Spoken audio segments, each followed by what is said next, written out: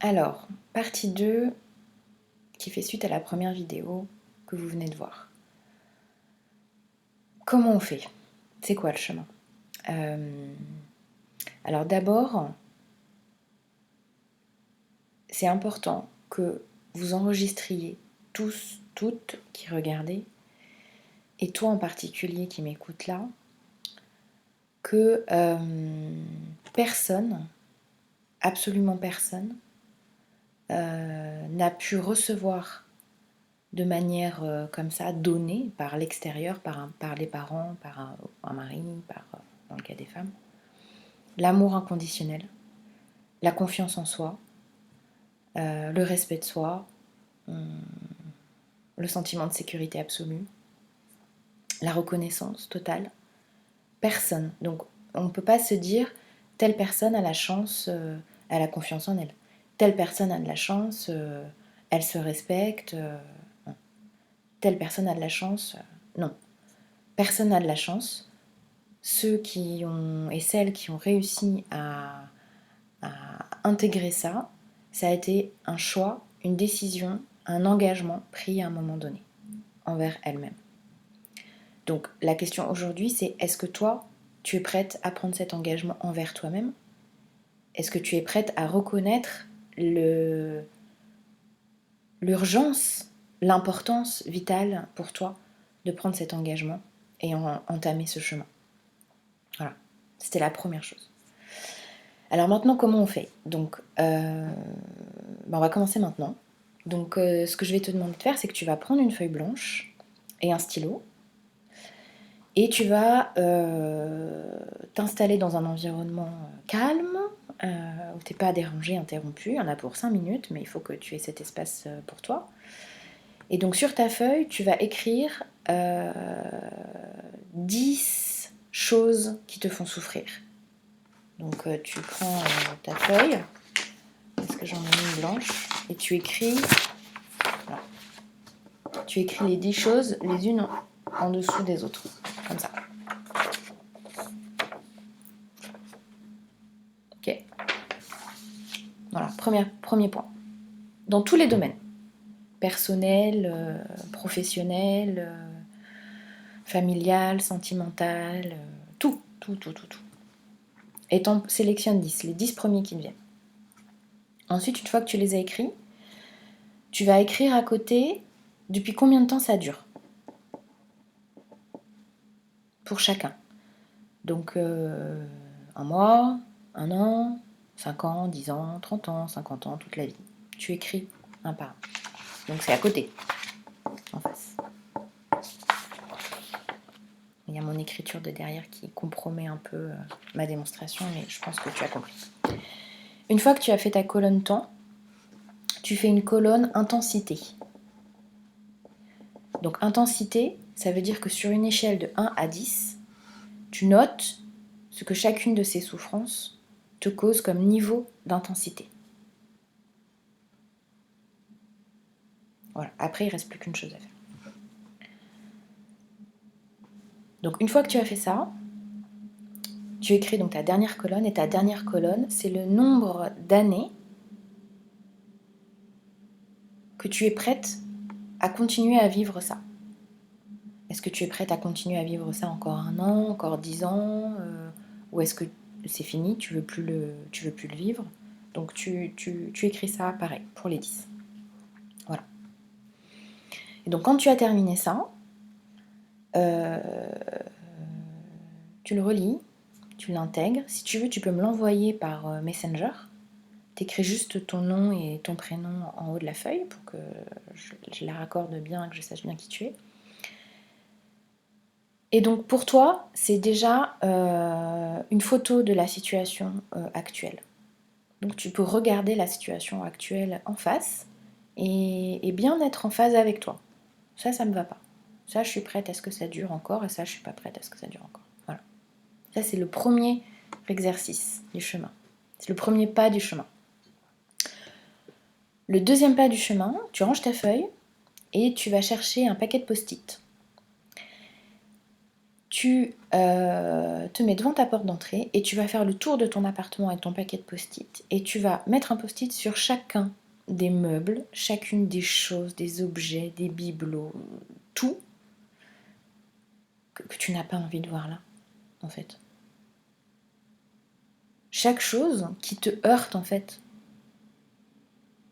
quand tu passes devant. T'as pris l'habitude, ça a probablement une fonction, peut-être une utilité, voilà. Donc je te demande pas de te dire ah je peux pas mettre le post-it sur l'armoire de mamie parce qu'il y a plein de choses dedans et je sais pas où je pourrais les mettre après. C'est pas ça l'exercice. L'exercice c'est d'identifier tout ce qu'il y a dans ton espace de vie qui te gonfle. C'est ça l'exercice. Voilà. Et une fois que tu as fait ces deux exercices, tu as un topo assez clair déjà de ce que tu t'infliges à toi-même. De ce que tu acceptes de t'infliger à toi-même dans le quotidien de ton espace de vie et dans le quotidien de tes émotions, de ton espace intérieur. Voilà. Alors après, moi, ma méthode, j'utilise le Feng Shui comme voie d'entrée pour transformer tout ça. Donc le Feng Shui, c'est un art traditionnel d'aménagement de l'espace d'origine chinoise et taoïste. C'est un art qui date de 4000 ans et donc qui est construit sur des centaines d'années d'observation, de maîtres qui se sont transmis de génération en génération, une bibliothèque d'informations issues de l'observation et du recoupement des informations jusqu'à ce que ça devienne prouvé au sens éprouvé. Et cet art traditionnel, en fait, permet de capter un courant d'énergie qui est positif, favorable, soutenant pour toi, et de faire circuler l'énergie correctement dans ta maison pour qu'elle soit vivante et qu'elle puisse te soutenir. Voilà. Donc Feng Shui, ça veut dire vent, Feng, et Shui, ça veut dire eau. Voilà.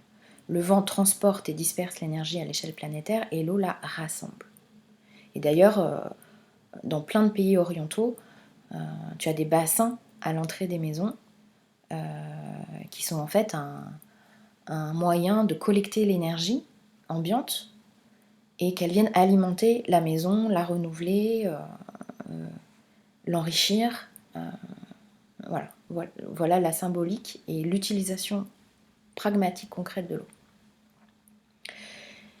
Et donc faire une analyse Feng Shui, simplement en 2 minutes pour que tu saches exactement ce que c'est, quel type de travail je fais, c'est décoder l'énergie de la maison, de l'espace.